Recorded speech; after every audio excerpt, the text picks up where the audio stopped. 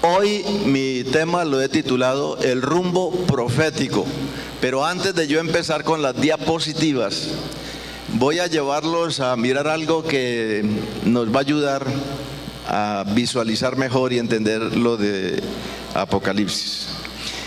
Quiero invitarles a abrir a Génesis, a abrir el libro de Génesis, el libro de Génesis. Y en el libro de Génesis, capítulo 3, versículo 15, tiene que ver con una entrevista de Cristo con Adán y Eva y con Satanás. Pues aquí están los cuatro. 3:15. Después que el hombre pecó y Dios, antes de dar sus dictámenes, quiere darle a Adán y a Eva la solución al problema en el que se han metido.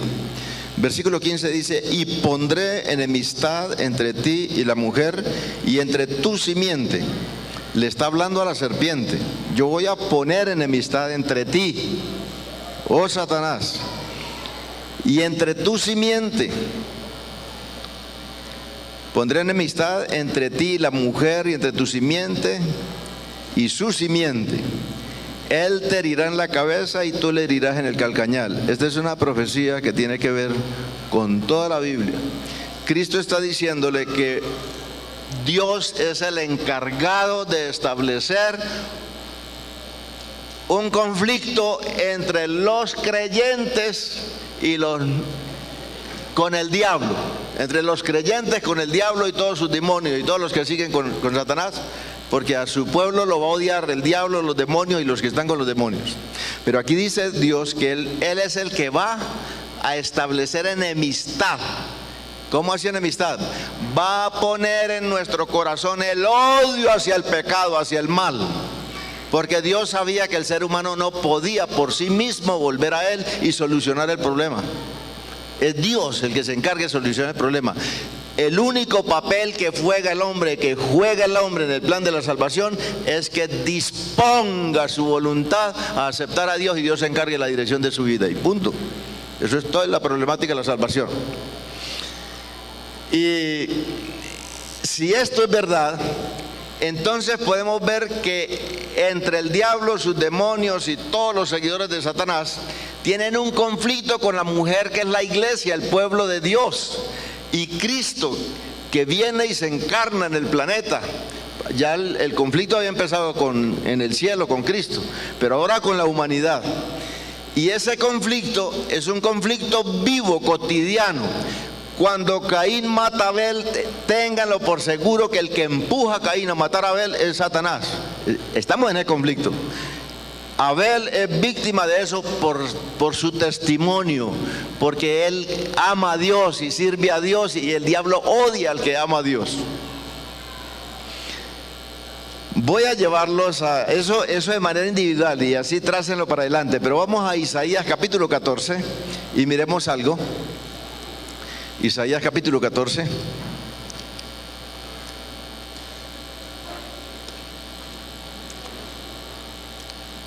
Y noten ustedes que en Isaías 14, a partir del versículo 1 pueden ir leyendo. Resulta que Isaías capítulo 14, del 1 al 14, usted comienza a leer y está hablando de Nabucodonosor. El capítulo 14 comienza hablando de Nabucodonosor, comienza hablando de Babilonia, y que Nabucodonosor es el que ha azotado las naciones, la ha desolado, ha tratado de sentarse allá en el monte de Sión y todo eso, habla ahí. Y resulta que hablando de Nabucodonosor y Babilonia, en el versículo 13 y 14, ahora pasa a hablar del diablo. ¿Ven ustedes? ¿Qué es lo que está diciendo ahí? Que detrás del imperio babilónico está Satanás. Detrás del imperio babilónico, el que está empujando ese imperio a tomarse el monte de Sión, que Ese nombre es extensivo a Israel, a Judá, a Jerusalén, al pueblo de Dios. Eso es extensivo. Por eso metafóricamente Apocalipsis 14 habla del monte de Sión, pero ya está hablando de Dios, del trono del cielo, porque ahora el Israel es espiritual. Pero lo que está diciendo aquí es que el que está empujando las naciones a tratar de destruir el pueblo de Dios es Satanás. Ahora pasemos a Daniel, porque este es Babilonia. Daniel capítulo 10. Daniel capítulo 10. Lean el verso 13 del capítulo 10 de Daniel. 13. Dice aquí, el ángel Gabriel está hablando con Daniel, porque el capítulo 10 es la introducción de la cuarta visión del libro de Daniel. Y aquí Gabriel le está diciendo a Daniel lo siguiente: mas el príncipe del reino de Persia se me opuso por 21 días. Pero he aquí Miguel es Cristo, uno de los principales príncipes. ¿Por qué? ¿Por qué principales príncipes? Porque hay arcángeles en el cielo y Cristo es arcángel. Entonces el principal, el primero, el que está por encima de los demás arcángeles es Cristo. Y dice aquí, uno de los primeros príncipes vino a mí, vino en mi ayuda, ya que yo había sido dejado allí con los reyes de Persia. ¿Qué está diciendo Gabriel? Yo estaba en Persia luchando porque el príncipe de Persia, el hijo del rey Ciro, Cambises, dejara regresar a Israel, a Jerusalén. Pero el diablo y sus demonios estaban tratando de dominar la mente de Cambises, el príncipe de Persia, para que no dejara en libertad a Israel. Tuvo que venir Cristo, Miguel, a ayudar a Gabriel. Es lo que está diciendo Gabriel a Daniel. O sea que lo que está diciendo aquí es que el diablo y sus demonios estaban empujando a Persia, a Medo Persia, para que destruyera a Israel. Ahora vamos al versículo 20, vea. Entonces él dijo: ¿sabes por qué he venido a ti? Le dice el ángel Gabriel a Daniel. Ahora vuelvo para luchar contra el príncipe de Persia. Diga bien. Y cuando yo termine, he aquí el príncipe de Grecia vendrá. Dice, después de Persia tengo que ir a Grecia también, porque es que ahí está el diablo trabajando también con los griegos para que ellos cumplan el propósito de Satanás contra el pueblo de Dios. Y miren que todas estas naciones están siendo empujadas por Satanás. La guerra que usted y yo observamos hoy, esto es extensivo, es Satanás poniendo intrigas entre las naciones para que se embaten, se desangren los unos a los otros. Esto es un conflicto entre el bien y el mal, y tenemos que entender eso. Ay, que se levantaron los árabes con bombas, el diablo está metido en eso. Ay, que la iglesia, el diablo está metido en eso. El hombre le da margen al diablo y él está listo para hacer estragos y hacer todo lo que pueda. Ahora miren ustedes, está interesante. Ya va Babilonia, Medo-Persia, Grecia. Ahora vamos para Roma. Capítulo 12 de Apocalipsis. Apocalipsis capítulo 12.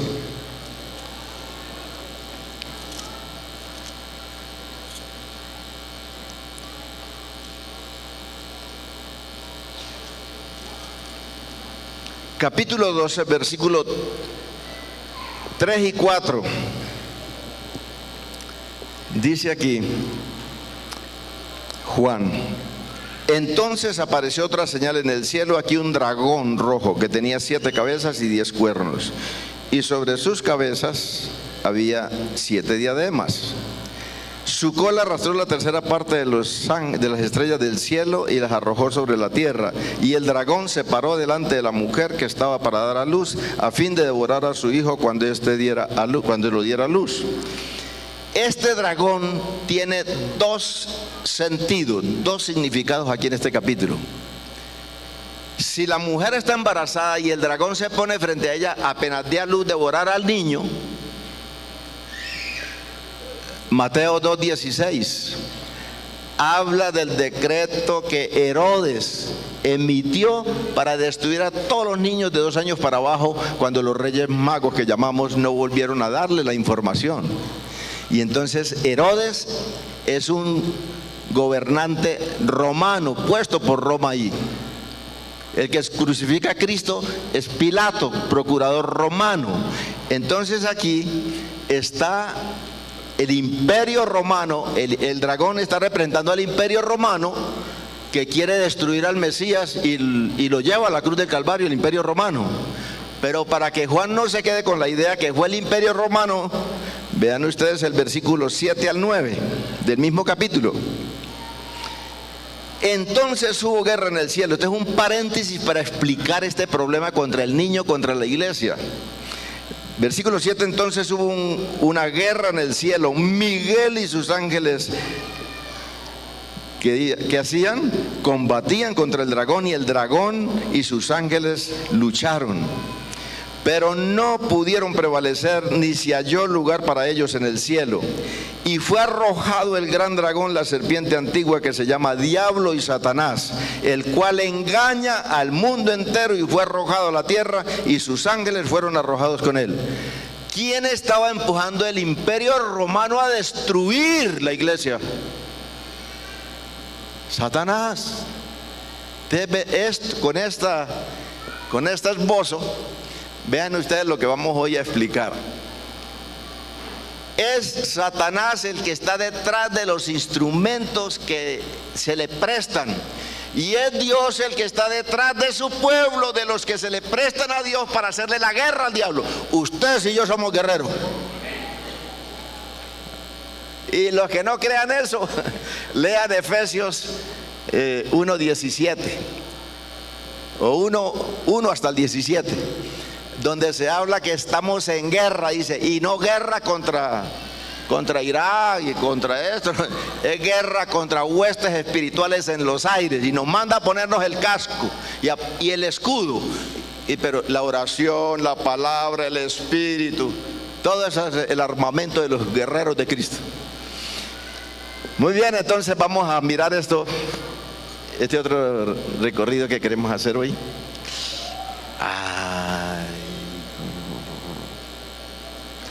Por favor, hay un diácono aquí, seguramente donde me cambié aquí arriba, tenía el puntero aquí en el bolsillo, seguramente se me cayó allá. Sí, está bien. Apocalipsis 17, del 1 al 11, habla de una visión que tuvo Juan, y Juan dice que la visión que el ángel le da tiene que ver con el juicio, dice así, contra la gran ramera. Yo he puesto los textos ahí durante toda la semana para los que toman nota y para que vayan leyendo en la Biblia y vayan confirmando lo que se está diciendo aquí. El juicio que Dios hace contra la gran ramera, dice. Y esa ramera está sentada sobre muchas aguas. Y en el versículo 15 Juan le explica el ángel Gabriel le explica a Juan que las aguas sobre las cuales está sentada la gran ramera son gente, pueblos, naciones, muchedumbre. En otras palabras, tiene el gobierno de las naciones aquí. Esa gran ramera ha fornicado con los reyes de la tierra, dice así. Y si ustedes leen el versículo 18 de ese capítulo, les acaba de dar el pensamiento completo. Dice, gobierna sobre todos los reyes de la tierra. Esa gran ramera, en el versículo 5, explica, tiene un nombre en su frente que dice misterio, la grande Babilonia, la madre de las rameras. En otras palabras, la gran ramera tiene hijas, y esas hijas son rameritas, dice así la Biblia. ¿Está claro? Gracias. Es que ahí me gusta la independencia, no depender del que. ¿Qué es lo que está diciendo aquí? Una mujer pura, la del capítulo 12, que está vestida de sol. El sol es símbolo de Cristo. Malaquías 4:1 dice que el sol de justicia es Cristo. Y está vestida de sol, quiere decir que está vestida con la justicia de Cristo, la iglesia apostólica. Pero esta es una ramera que está vestida de púrpura y escarlata como se visten los reyes de la tierra, porque es un poder político y religioso. Y esta ramera se llama ramera porque es adúltera. En la vida espiritual, ser infiel a Dios, voltearle la espalda a Dios, Dios considera es un pecado de adulterio, porque la vida de la iglesia con la vida de Cristo es una vida de relación de pareja, es un matrimonio. El apóstol Pablo en 2 Corintios capítulo 11 versículo 2 dice Pablo: os he desposado hoy con un esposo maravilloso que se llama Jesucristo, dice Pablo. Y en el Antiguo Testamento dice: yo Jehová vuestro marido. Y los que quieran ver ese plano bien claro se pueden ir al libro de Oseas. Oseas es el representante de Dios, Gomer es la representante del pueblo de Israel, y Gomer le adultera a Oseas. Es una representación que Dios hace así para encararle al pueblo su apostasía, su maldad, su deslealtad con Dios. Entonces por eso se llama ramera, porque resulta que esta es la iglesia romana cuando era una iglesia pura, fiel a Dios, pero apostató de la verdad. Y entonces ahora Dios le llama ramera a esa organización. Como institución, como personas, todo el mundo tiene derecho a aceptar a Jesús y salvarse. Y esa gran ramera, vea lo que dice el versículo 16: está embriagada con la sangre ¿de qué? De los santos. Aquí está mostrando a esta gran ramera persiguiendo al pueblo de Dios, persiguiendo al pueblo de Dios. Todavía no voy a decir en qué época, porque eso lo explico más adelante, pero mire que está embriagada y en su mano tiene una copa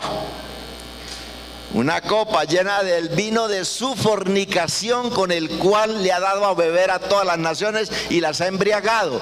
Ese vino, esa copa que causa esa borrachera al mundo, son las doctrinas falsas, los errores, esa mezcla de error y verdad de esa organización que tiene al mundo embriagado y en la oscuridad.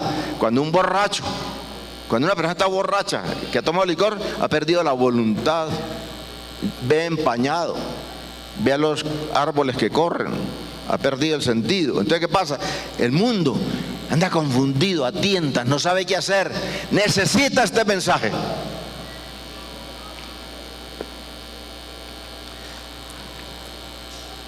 En el versículo 8, miren lo que dice: que esta bestia en la que está montada la gran ramera, esa bestia era, no es y será. Era, no es y será. O sea que hubo un tiempo que ejerció su poder, hay un tiempo que no lo ejerce y hay un tiempo que lo volverá a ejercer. Lo que está diciendo aquí. El versículo 13:3, voy a pasarlo porque más adelante lo voy a, para que avancemos. El reloj me tiene asustado. Todo esto lo hemos visto durante la semana, cada imperio: Babilonia, Medo-Persia, Grecia y Roma, todo lo hemos visto. Lo que vamos a hacer es un repaso hoy. Resulta que esta mujer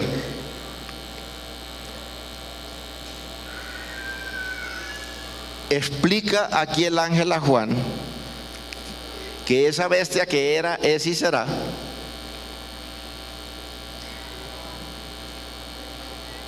aquí explica de las 7 cabezas de la bestia, las 7 cabezas de la bestia, 5 imperios han caído, dice ahí 5 de esos reinos han caído.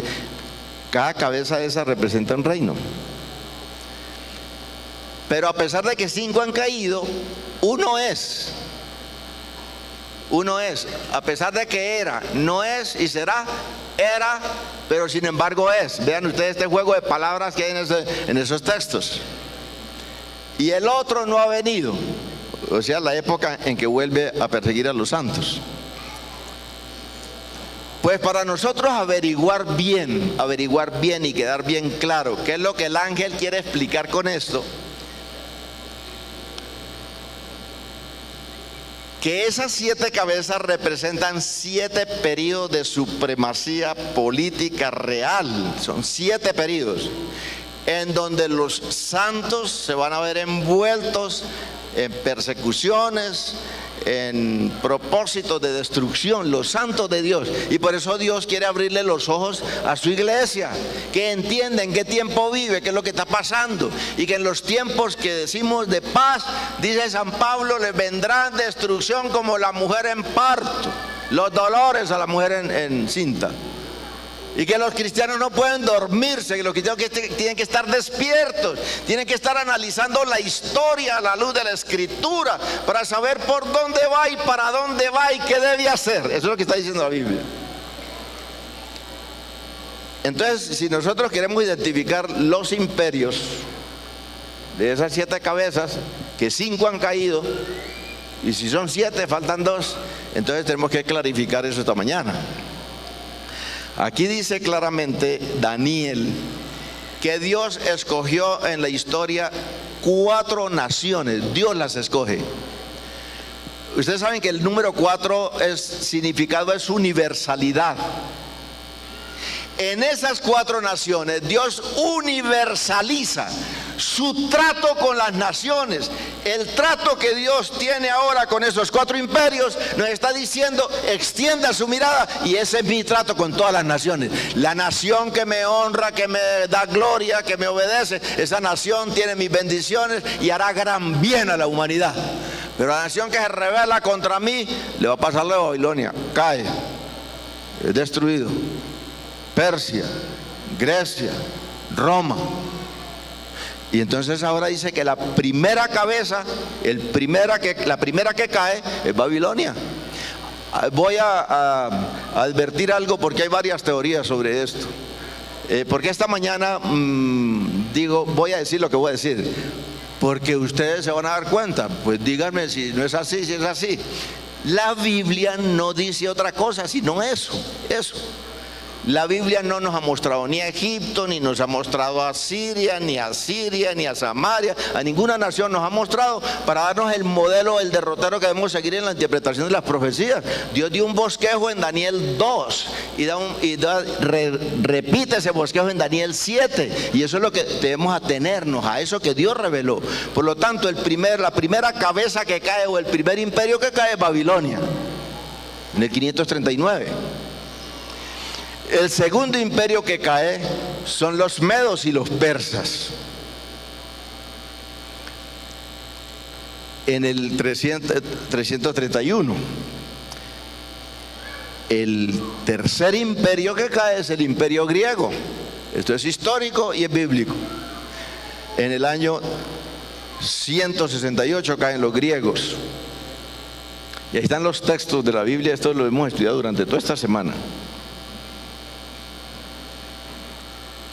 El cuarto imperio es el imperio romano, que ya cayó también en el año 476. Yo venía haciéndoles el paralelo. Ustedes ven, voy a volver para que los que seguramente no vieron eso lo vean. Ustedes se dan cuenta que en la estatua, la cabeza de oro representaba a Babilonia, ¿cierto? Y aquí el león, o sea, el capítulo 2, capítulo 7, un paralelo. El león es lo mismo, es Babilonia, la cabeza de oro y el león. El oso estaba representado en la estatua de Daniel 2 por los brazos y los pechos de plata, o sea, los medos y los persas. Los griegos, que era el leopardo en el capítulo 7, en el capítulo 2 son los muslos, el vientre y los muslos de bronce. El cuarto imperio, que en la estatua de Daniel 2 son las piernas de hierro, esto representa Roma. Esta bestia representa el imperio romano. Los 10 cuernos estaban representados en los 10 dedos de la estatua. El barro y el hierro, que lo vimos claro, era la unión de la iglesia y el Estado. Y véalo aquí en el cuerno pequeño. El cuerno pequeño y estos 10 cuernos se unen. Los reinos se unen con este cuerno pequeño. Es la unión de la iglesia y el Estado. Y esta piedra que vimos que pegaba en los pies es la segunda venida de Cristo, porque Dios va a establecer su reino en este planeta. Y estudiamos muy bien en la Biblia que esta piedra no son los 144,000, porque el capítulo 2 de Daniel no se ocupa de los 144,000, o en cierto sentido, pues sí, porque es el pueblo de Dios, pero ahí no está metiéndose en eso. El énfasis del capítulo 2 de Daniel es mostrar la temporalidad de los reyes terrenos y la gran consistencia, eternidad, prolongación del reino de Dios. Es el énfasis de Daniel 2.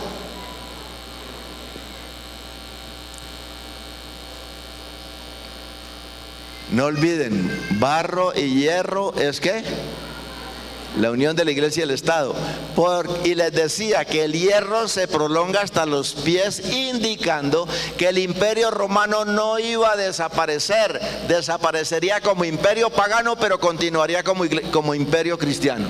Y entonces, si el hierro va hasta los pies y este barro está mezclado con el hierro, lo que quiere es que la iglesia abandonaría a Dios para depender del brazo armado del Estado. Es clara, qué profecía tan clara. Y lo que está diciendo aquí es lo mismo. Este imperio se iba a dividir, así como aquí la división de los 10 dedos, en 10 reyes.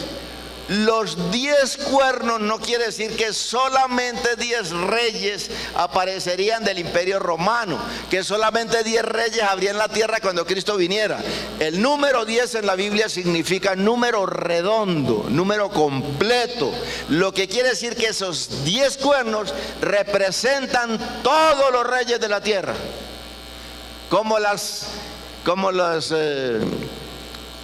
decíamos anoche, el número 12 es el número que representa el gobierno de Dios en su pueblo. Y aquí los 10 cuernos, ustedes se van a dar cuenta que es la universalidad política. Eso representa a todos los reyes de la tierra, pero aquí estos 10 están tomados para dar el trato de Dios con las naciones en el mundo. Y aparecería después de la división del imperio romano, aparecería el cuerno pequeño. El cuerno pequeño hemos estudiado muy claramente que representa al sistema católico papal. Representa el cuerno pequeño.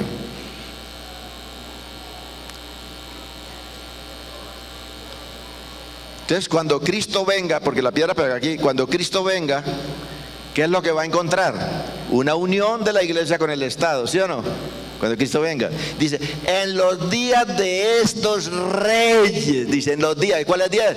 Pues la división del imperio romano que origina esas naciones que veíamos las tribus bárbaras. Cuando venga la piedra va a encontrar esto, una unión de iglesia y Estado. Los reyes de ahora, no va a encontrar 10 nomás, va a encontrar un mundo lleno de naciones. Ese capítulo 7 de Daniel que termina con el imperio romano, ahora en el capítulo 12 aparece otra vez el imperio romano. En el capítulo 12, vean, este sigue siendo el imperio romano, pero lo puse aquí por una razón. Resulta que este dragón ahora muestra 7 cabezas que no había mostrado Daniel. El dragón muestra 7 cabezas que no ha mostrado Daniel. Y estas 7 cabezas nos va a mostrar el rumbo ahora. El rumbo, hacia dónde apunta todo esto. Si ustedes ven el capítulo 12, versículo 3, comprueben esto, es importante que lo comprueben. El capítulo 12, versículo 3, note que dice que cada cabeza tiene una diadema, cada cabeza. En el capítulo 12. 7 cabezas y cada cabeza tiene una diadema. La diadema era una cinta que usaba el rey como símbolo de su autoridad y de su dominio. ¿Por qué están coronadas las cabezas y no los cuernos aquí en el dragón del capítulo 12? Si el dragón representa al imperio romano aquí, ya vimos que Satanás está detrás del imperio, pero este dragón, 7 cabezas coronadas con diademas de rey, porque lo que viene gobernando son las cabezas.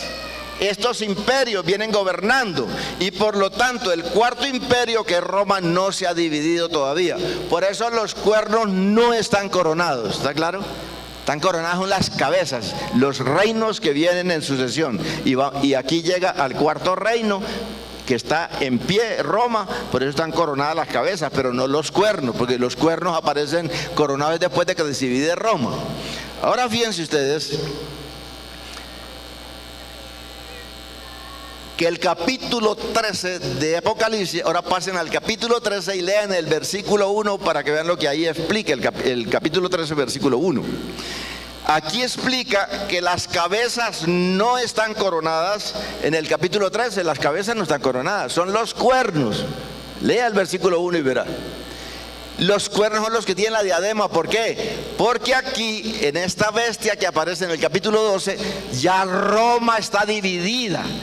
Ya ahora aparecen las naciones: Alemania, Inglaterra, Italia, España y todas esas, África, todas esas naciones que se originaron con la división de Roma. Entonces ahora están apoyando al papado aquí. Escuchen bien esto. Esta bestia tiene las 7 cabezas que tenía el dragón. 7 cabezas que tenía el dragón. Vean esta bestia. Tiene cuerpo de león. Vamos a comenzar por el comienzo. Tiene cara de león. ¿El león a quién representaba? Al imperio babilónico. El león. Las patas de oso. ¿A quién representaba el oso? A los medos y los persas. Tiene cuerpo de leopardo. ¿A quién representaba el leopardo? A Grecia. Tiene 10 cuernos. ¿En dónde estaban esos 10 cuernos? En Daniel 7, en la cuarta bestia, Roma. Entonces, este injerto animálico, escuchen bien, aquí de estas 7 cabezas, aparece una cabeza que cae. Apocalipsis 13:3. Si la bestia representa al papado, ahora ¿por qué una de las 7 cabezas representa al papado también? ¿Ven el intercambio de bestia y cabezas? La cabeza, la bestia en sí, el leopardo, ese leopardo con todo ese poco de injertos, representa al papado.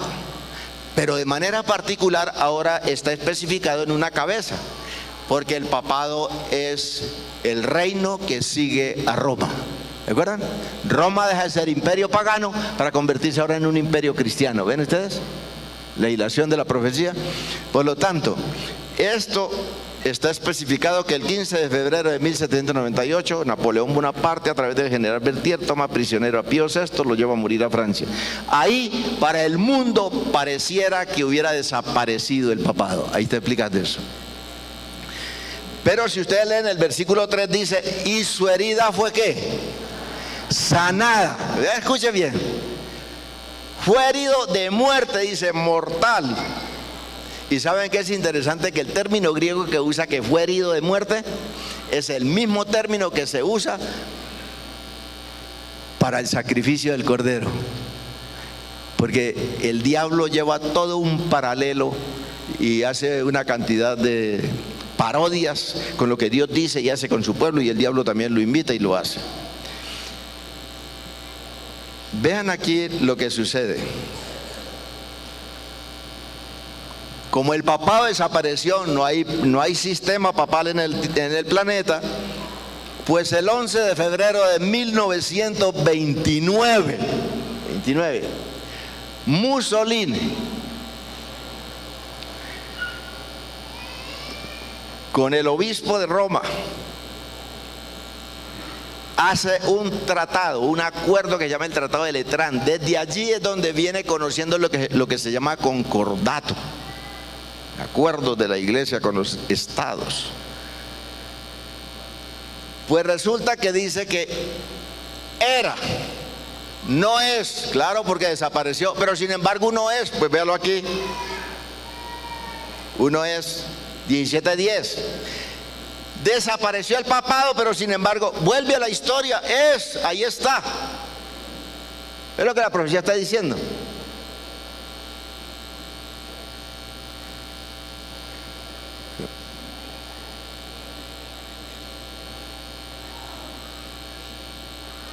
Primera cabeza, Babilonia. Segunda cabeza, tercera cabeza, Grecia. Cuarta cabeza, Roma. Quinta cabeza, el papado. Sexta cabeza, la caída del papado. Este periodo Desde 1798 hasta cuando vuelve y retome el poder perseguidor, ese periodo se llama la sexta cabeza.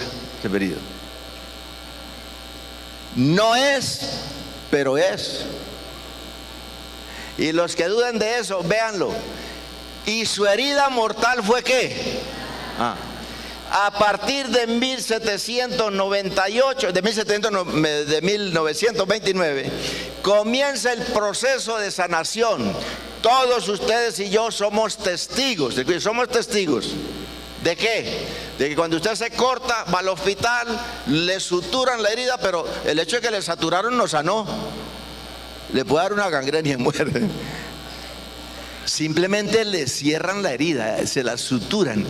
Y cuando el médico le dice, bueno, le cogimos 100 puntos, se va a tomar estas medicinas, va a tomar estos cuidados, eso se llama la terapia médica para que sane. Es un proceso, no sana ya, es un proceso. La herida mortal del papado, para que sane, tiene que llevar un proceso para volver otra vez al poder que tenía antes. Eso es lo que la profecía dice. ¿Y ustedes qué creen de lo que está sucediendo de allá para acá?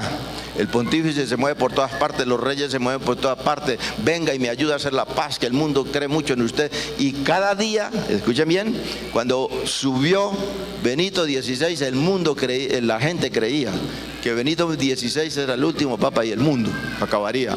Y con él le montaban las 7 cabezas, la 7ª cabeza. Porque Benito XVI fue nazi, y entonces decían que traía toda esa herencia maligna en su naturaleza. Y ustedes ven, súbanse a YouTube para que vean todos los montajes que le hacían tan terribles. Ahora que sube este pontífice, todo mundo dice, ahora sí, llegó la paz a la tierra. Porque, qué bondad. ¿Sabe qué es lo que está diciendo la profecía? Que la naturaleza del imperio papal no cambiará. Eso es lo que dice la profecía. Así usted vea todo lo contrario en sus acciones actualmente. Y a esto es que los cristianos estudiosos de la Biblia, convencidos que Dios es el que dice la verdad, tiene que creer, no importa la cara que el mundo le muestre. Ese imperio no va a cambiar, va a llegar otra vez al punto que está persiguiendo. Todo esto que está ocurriendo, es una estrategia. Y voy a mostrarles cuál es la estrategia. Vuelvan a Apocalipsis 13, voy a mostrarles la estrategia. Apocalipsis 13. Es que la Biblia es clara. Apocalipsis 13, capítulo 1 dice, voy a leerlo en mi Biblia porque las versiones anteriores tienen una traducción que no está en,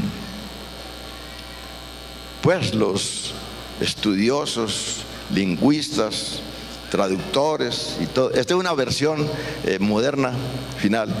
Vean lo que dice en mi Biblia y lean la suya. Capítulo 13, versículo 1.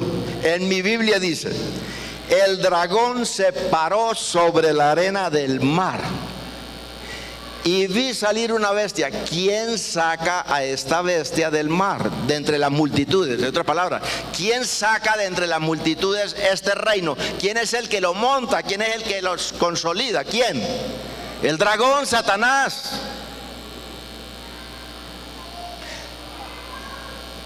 Vamos a unirle a este texto otro texto, 2 de Tesalonicenses capítulo 2, 2 de Tesalonicenses 2, versículo 3 y lean hasta el 9 para que vean la precisión de la profecía. En el capítulo, y si quieren leer del 1 mejor, porque el contexto ayuda mucho. San Pablo, su primera carta que escribió a los Corintios, les decía que ya Cristo venía, que venía tan pronto que él les dijo, los que estemos vivos no le ganaremos a los que están muertos, sino que ellos resucitarán, y los que estemos vivos seremos transformados, nos iremos a ellos y seremos arrebatados a recibir en el aire, y así estaremos con el Señor, dice Pablo. Y los corintios tomaron, porque si Pablo dice, y ya Pablo seguramente estaba viejito, Y los que estemos vivos, pues claro, los tesalonicenses se envalentonaron.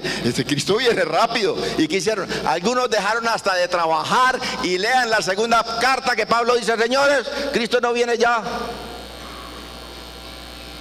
El que no trabaja, que no coma. ¿Qué es esa sinvergüenzura de los corintios? Dice Pablo. Y entonces esta carta, vea lo que dice. El versículo 1 dice, ¿qué es lo que dice?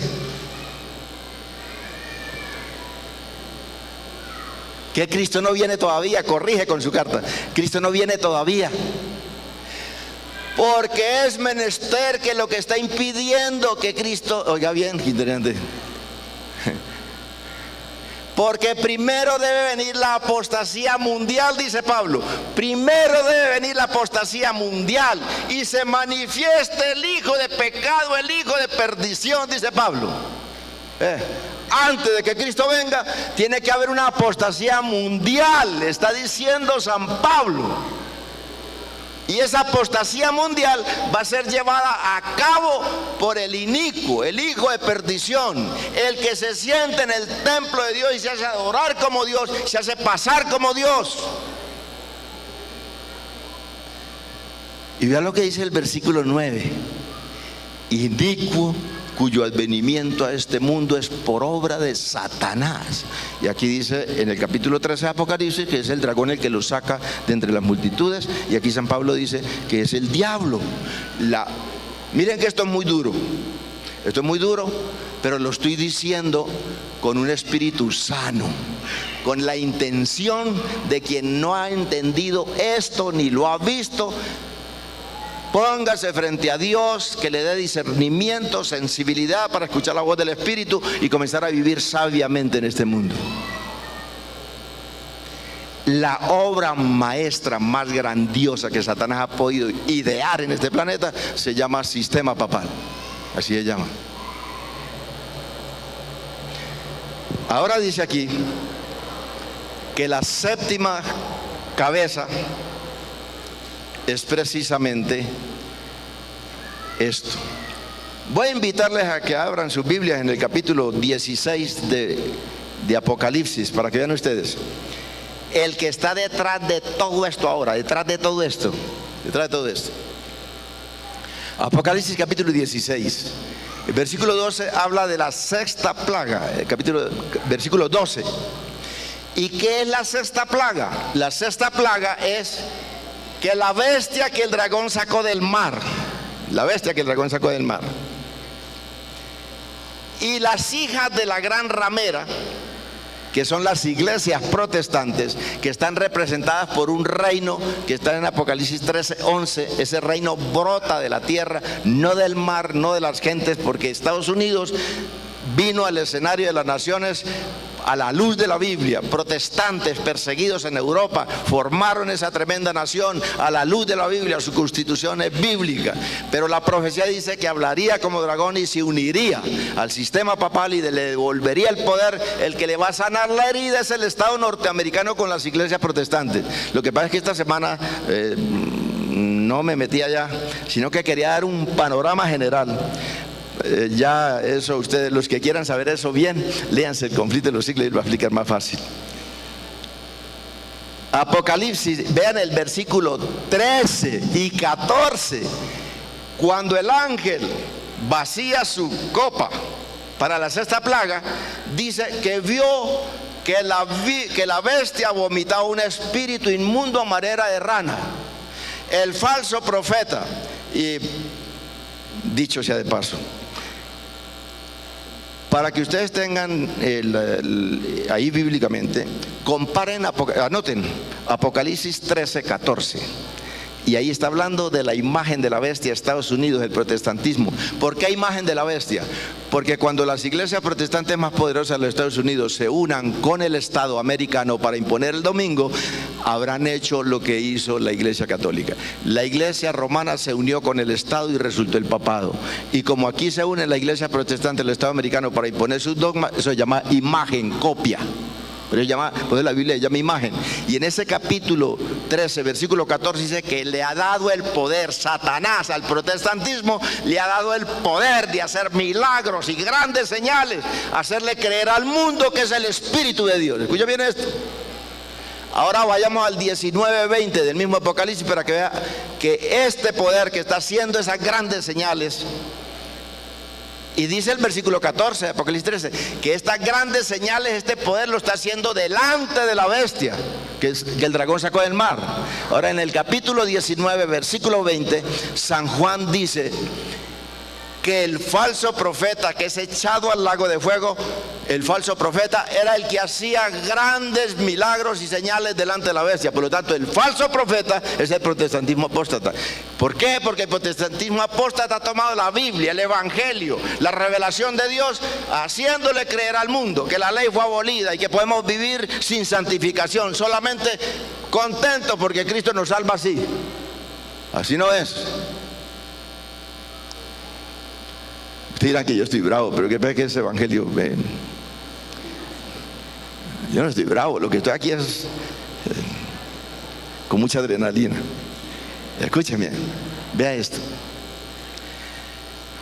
Y el versículo 14 que dice, estos tres espíritus inmundos a manera de rana. ¿Cuál espíritu?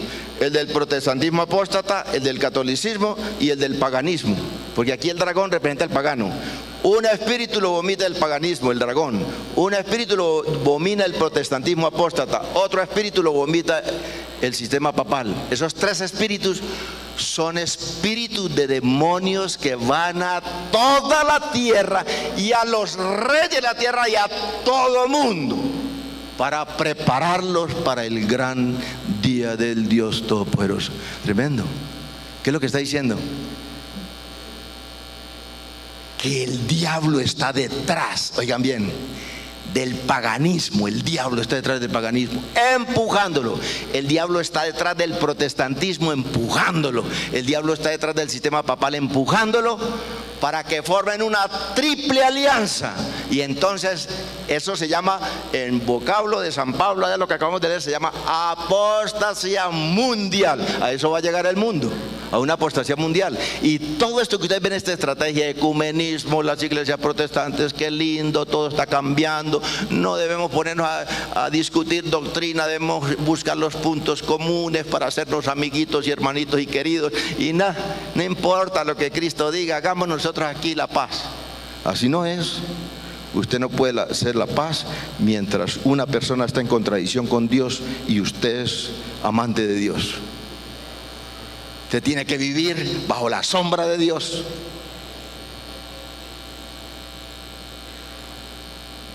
Eso se llama la triple alianza. Y vea la triple alianza aquí en la gran ramera. La bestia representa el poder político. La bestia. ¿La bestia representa qué? El poder político. La gran ramera representa el sistema papal. Las hijas de la gran ramera están representadas en los 10 cuernos. Porque si usted lee el versículo 16 del capítulo 17, los 10 cuernos representan al poder que le devolvió el poder al papado. ¿Y quién le devolvió el poder al papado? Pues el protestantismo. Esa profecía está bien clara. Yo estoy aquí dando los rasgos generales así.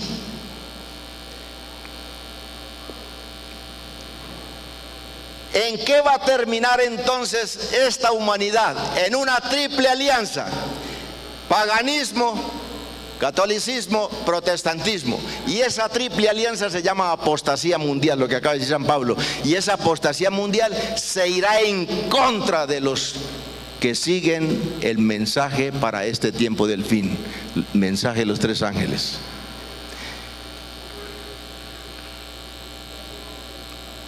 El versículo 11 dice algo raro.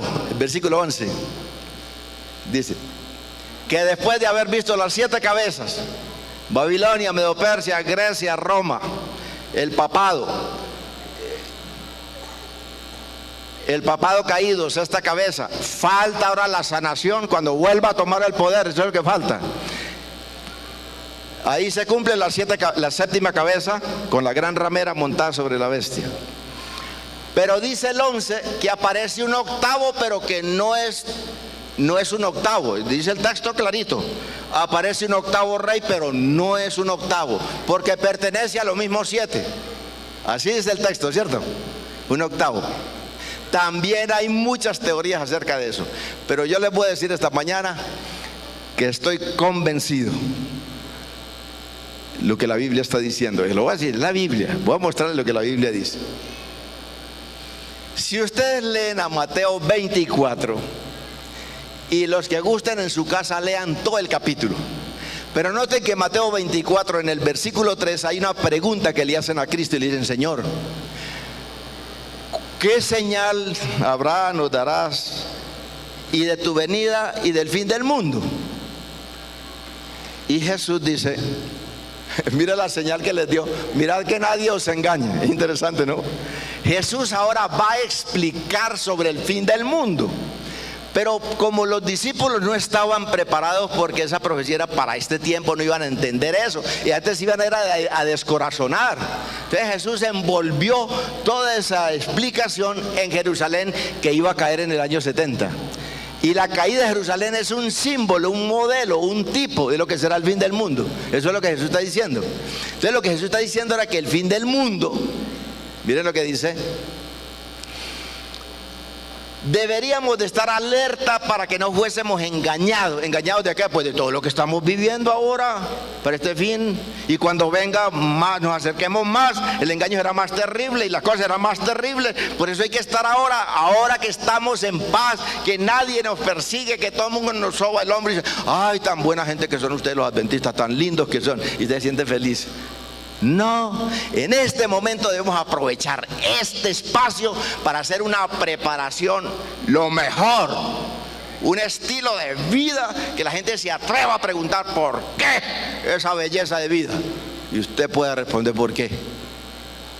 Y cuando venga todo ese aprieto, usted será tomado por el Espíritu de Dios y será el heraldo de la verdad en el momento de crisis más grande. Y fíjense ustedes, pues resulta que Jesús dice, está diciendo Jesús aquí, vean lo que está diciendo Jesús aquí. Versículo 21, Jesús dice que vendrá un tiempo de angustia cual nunca ha venido a la tierra. Esto está respaldado por Daniel 12, 1 y 2. Está respaldado. Daniel desde ahí había profetizado la gran tribulación que llaman, la angustia de Jacob. Vendría un tiempo de angustia cual nunca. Oigan bien, hermanos, yo quiero que ustedes vayan llevando esto. Jesús está hablando de un periodo de angustia, de gran tribulación para el pueblo de Dios. Todos, esta mañana, adventistas lo saben, que a las 1000 maravillas, que los 144,000 pasarán por la gran tribulación. Explicábamos anoche en el capítulo 7 de los 144,000. La gran tribulación. Y Cristo está diciendo que es en el periodo de la gran tribulación que va a aparecer, sigan leyendo. ¿Qué está diciendo Cristo? Que aparecería el falso Cristo en la gran tribulación. ¿Está diciendo o no está diciendo Cristo? En el periodo de la gran tribulación aparecería el anticristo, el falso Cristo, el verdadero, el auténtico. ¿Quién es ese? Satanás. ¿Por qué son 7 y el octavo no es un octavo sino de los mismos 7? Porque detrás de Babilonia, detrás de Medo-Persia, detrás de Grecia, detrás de Roma, detrás de esta triple alianza ha estado Satanás. Y Satanás va a aparecer en persona. Ya va a dejar la máscara y ahora va a aparecer en persona en el tiempo de la tribulación para tomar de manera directa y personal el manejo del mundo, de la apostasía contra el pueblo de Dios. Y les he puesto ahí una página para que la lean. Conflicto de los siglos, páginas 682 a la 683. Lean lo que dice ahí. La gran expectativa del mundo ha sido, oigan, ver la llegada de Cristo. Esa ha sido la gran expectativa del mundo. Dice: el acto capital que Satanás realizará en este planeta es cuando aparezca diciendo: yo soy el Cristo. Escúcheme, qué interesante. Y por eso Jesús dijo: ten cuidado, que no seáis engañados. Y aparecerá Satanás en persona, y lo mejor es que dice ahí que Satanás traerá el mismo brillo que Juan vio en Cristo en el capítulo 1, versículo 13 de Apocalipsis. Con el mismo brillo, el mismo poder. Dice que los mismos modales hermosos, tiernos de Jesús para bendecir a las gentes y hablarles. Decía, así imitará Satanás a Cristo, y el mundo entero se irá tras él, dice. Será el último engaño en la historia de la humanidad, más tremendo, imposible de resistir si usted no se atiene a la palabra de Dios. Ahí dice que solo la palabra de Dios nos protegerá de todo eso, y que podemos ver lo que veamos. Entonces Cristo sigue diciendo ahí, del 21 en adelante sigue diciendo, 26: sabed pues que el día y la hora nadie lo sabe, ni aun los ángeles, sino mi Padre que está en los cielos. Porque da la razón, oiga bien, porque así como el relámpago sale del oriente y se muestra hasta el occidente, así será la venida del Hijo del Hombre. Escúcheme. Y por eso dice: si os dicen que el Cristo está en un aposento, no vayáis. Si os dicen que está en el desierto, no vayáis. Si os dicen que está en la Plaza Bolívar, no vayáis. ¿Por qué? Porque Satanás no podrá imitar ese tremendo fenómeno de ver a Cristo venir en las nubes tronando con todos sus santos ángeles, y será visto de todo el planeta. Satanás, Dios no le va a permitir a eso. O sea que ese es el secreto de los hijos de Dios. Mientras usted no vea al cielo tronando y Cristo viniendo con los ángeles en el aire, usted no puede creerle a ese Cristo que aparece en la tierra. Vean qué interesante es esto. Son 3 ranas. Las ranas no pueden volar, las ranas solamente dan saltos, ¿sí o no? Pero son 3 ángeles los que dan el mensaje de Dios. Las 3 ranas es una parodia de los 3 ángeles, porque están yendo a todo el mundo, a los reyes de la tierra, para engañar a la gente. Los 3 ángeles de Dios vuelan por el cielo y están mostrando que su origen es celestial, que el evangelio eterno viene del cielo y que el mensaje viene del cielo. Interesante todo eso.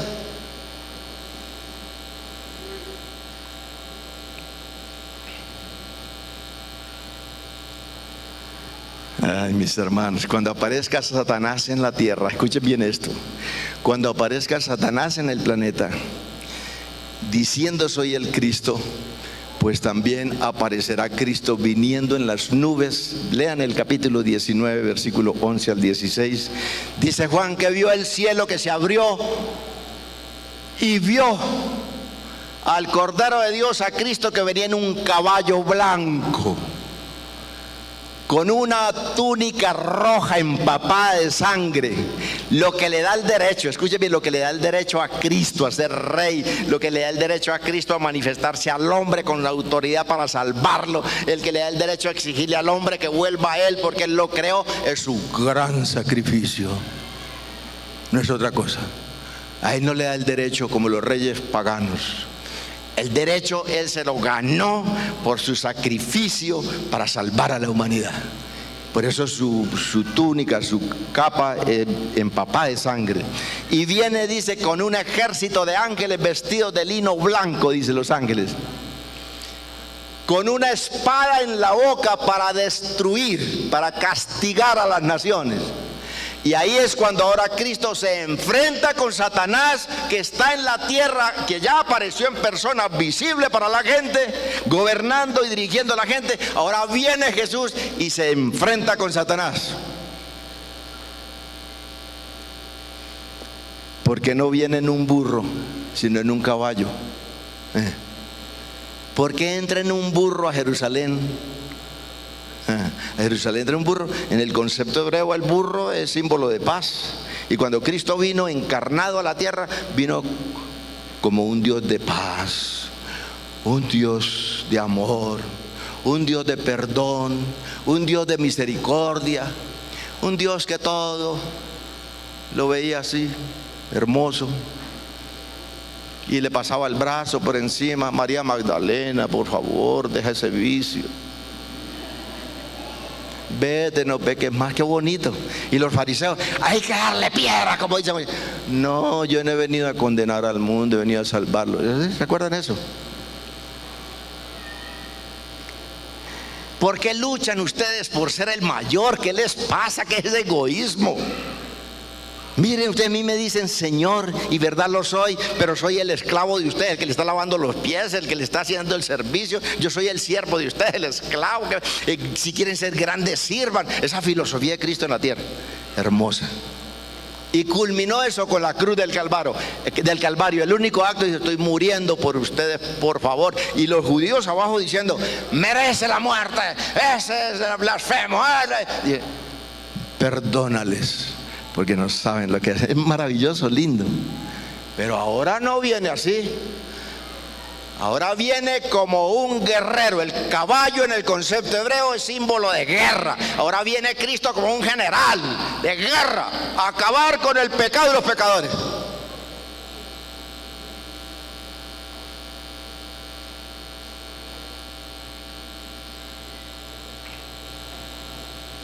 Y vea lo que dice el capítulo 17, versículo 14. Lean ese versículo, es hermoso, hermoso. 17:14. Que toda esa triple alianza se va contra el Cordero a pelear con Cristo. Vea lo que dice capítulo 17, versículo 14.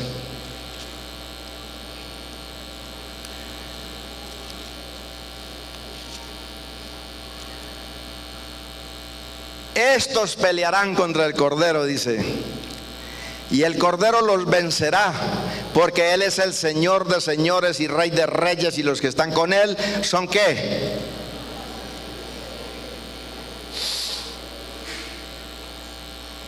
Él los vencerá,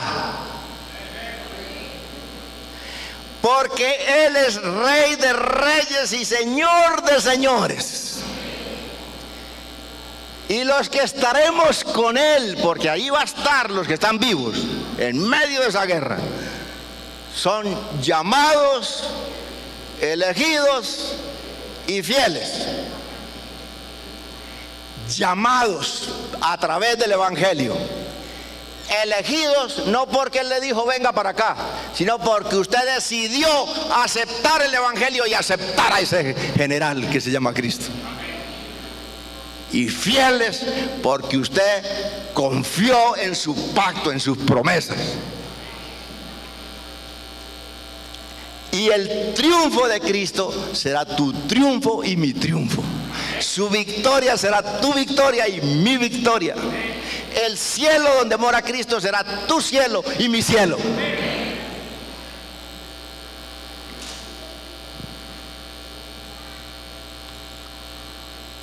Ay, mis hermanos, con todo esto que hemos dicho durante esta semana y hoy, lo que Dios nos está mostrando es que a pesar de que veamos el mundo tan complejo, a pesar de que veamos que esto es tan oscuro que no se ve luz al otro lado del túnel, aunque tú sufras momentos de estrés, desánimo y como que te sientes aplastado por tantas cosas que afligen a los seres humanos en este planeta, Dios está diciendo que si tú te unes a Él, que si tú aceptas el Evangelio, que si tú quieres salvarte, el Señor tiene el timón de este mundo en sus manos. La historia de este mundo la está dirigiendo Cristo, no la están dirigiendo los reyes de la tierra, ni siquiera el diablo. El diablo hace, pero con permiso de Dios. El que tiene el timón en sus manos es Jesús. Es Jesús. Hermanos, a mí me da mucha tristeza en estos eventos de predicación, de evangelismo, cuando uno llama a la gente a unirse a Cristo, cómo lo piensan y cómo se siembran en la banca que nadie lo levanta de ahí.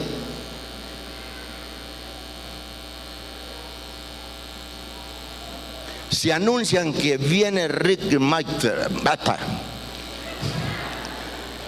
al estadio Metropolitano a Medellín. Se acaban las boletas, se derrumban las bancas del peso y la cantidad de gente afuera. Dice: campaña evangelística por la iglesia adventista en estadio. Oiga, Antes ellos le pagan a uno para que no vaya. Porque este es el planeta del diablo. ¿Sabía usted eso? ¿Usted sabía eso? Primera de Juan 5:19. Los que somos hijos de Dios, nosotros, dice Juan, nosotros sabemos que somos hijos de Dios, los creyentes. Pero el mundo entero está bajo el maligno, dice Juan. Oiga bien. Nosotros sabemos que somos hijos de Dios y todos los que van aceptando a Jesús. Yo voy a hacer un llamado esta mañana. ¿Quiénes de los que están aquí esta mañana sentados quisieran decirle: Jesús, te agradezco porque no estoy a merced del diablo, ni de los reyes de la tierra, ni de nadie en este planeta? Yo no estoy a merced de nadie. Quiero aceptarte para que tú tomes el timón de mi vida, porque Cristo no solamente dirige las naciones y la historia del conglomerado. Cristo dirige también tu vida personal de manera individual.